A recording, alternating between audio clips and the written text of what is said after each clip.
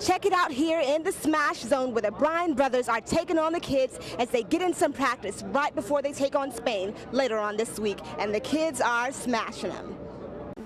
I'm here at Kids Camp, and yes, it's summertime. And what is it that we all like?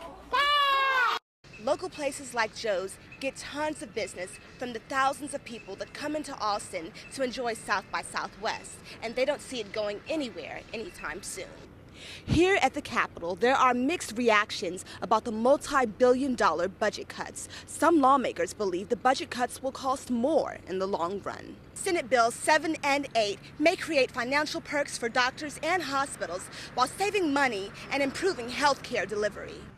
The back of this house was hit so hard that the windows and walls were blown out, and right there where those rocks are was once a cement pillar. Any other weekend, Oak Meadow Baptist Church is a place of worship, service, and fellowship. But this weekend, guns will be traded for cash. Police found an Austin couple dead in their home this morning. Neighbors say they never saw this coming. Police are calling this a murder-suicide. EMS went to this Round Rock home this morning at 5 and found the bodies of Michael and Yoli Amir. Officers say they recovered a gun. Nobody knows really what's in people's darkest corner of their hearts, or what's going on in their lives that they don't choose to share. So that's one of the reasons why we hope to at least discover what drove this. Neighbors were shocked and taken off guard. They say the couple were some of the most loving people you could ever meet. The Amirs own this New Orleans-style restaurant, but closed their doors abruptly yesterday. The owner of Gumbo's Restaurants, which used to be owned by the Amirs, say that as of yesterday, the former employees of Mama Rue's came by to fill out applications. Denise Page says she was worried about the couple, but never imagined it would end this way. It's a shame. I can't believe somebody would feel this so devastated that would choose this route. He was a wonderful person. Police are still working on finding out what really happened within the walls of this home. I'm here at Kids Camp, and yes, it's summertime. And what is it that we all like? That's right. They get a chance to make some tasty treats and eat what they make. One of the best ways to beat the heat is to come to Kids Cook Cafe. The camp is led by Barbara Berry and master chefs Elle and Bryn. Here at the cafe, kids come in and make cupcakes, pizza, or one of the many special treats offered. No need to call ahead. You can just come on over and drop in during open hours. Kids make their own treat. The fun time costs $7.99, and that includes the instruction, a chef hat to decorate, and a delicious treat.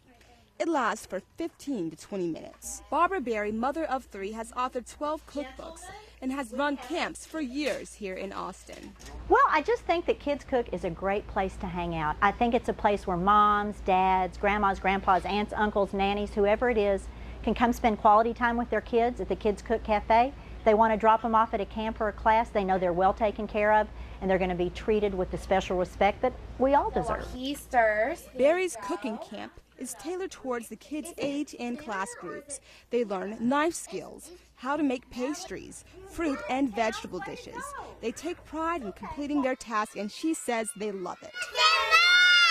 Reporting for Austin Live, Selina Affram, KEYE TV News. Any other weekend, Oak Meadow Baptist Church is a place of worship, service, and fellowship. But this weekend, guns will be traded for cash. Austin police say they chose this location to give the community a sense of security. Cops will take all unwanted guns, no questions asked. The incentive program is backed by demand for a second time. It will give people a chance to get rid of the guns they don't use, don't want, or are uncomfortable having around. An opportunity to do so safely. Gloria Jones will get a $100 gift card for her late husband's .22 caliber gun. And the gun has been in my cabinet for like 13 years. I never used it, never knew how to use a gun, and I just figured this is a good opportunity to turn a gun in that I know I would never use. $10 will be given for every replica, air gun, or BB gun. $100 for handguns and shotguns, and $200 for assault rifles. There's no way to determine whether any of these weapons would have been or will be used in the commission of a crime, but by us collecting these weapons off the street, we can guarantee that it will not be used in a crime. Police say it will test the guns to see if they were used in previous crimes.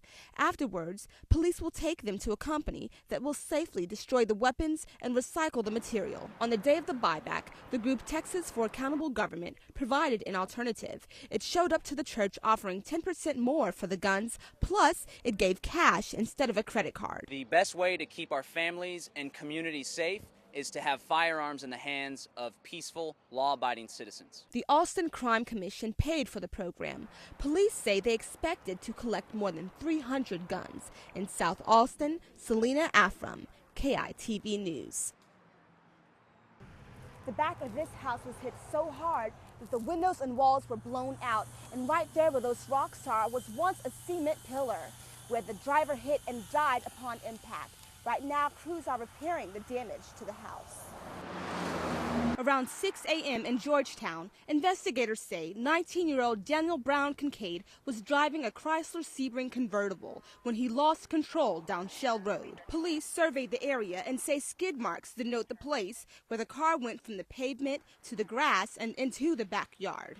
Detectives say the car slammed into a cement pillar, then came to a halt when it hit this house. Luckily, no one inside was injured. Friends of the victim showed up to share in their grief. He's actually at my house last night, and I was hanging out with him for like 30 minutes, and I don't know, it's just devastating. I don't know what to think. Amazing athletes, and just think that they're already gone. It's way too young. Residents say this is an unfortunate example of people driving too fast along the road. But my experience is people drive it extremely fast, but obviously it looks like a pretty high rate of speed here to careen off the highway with that velocity. Police say the passenger, 20-year-old Hassan Mateen, died on impact, and Brown Kincaid is in critical condition. Residents say the signs are tricky. One says 35 miles per hour and another 50. Reporting in Georgetown, Selina Affram, KEYE TV News.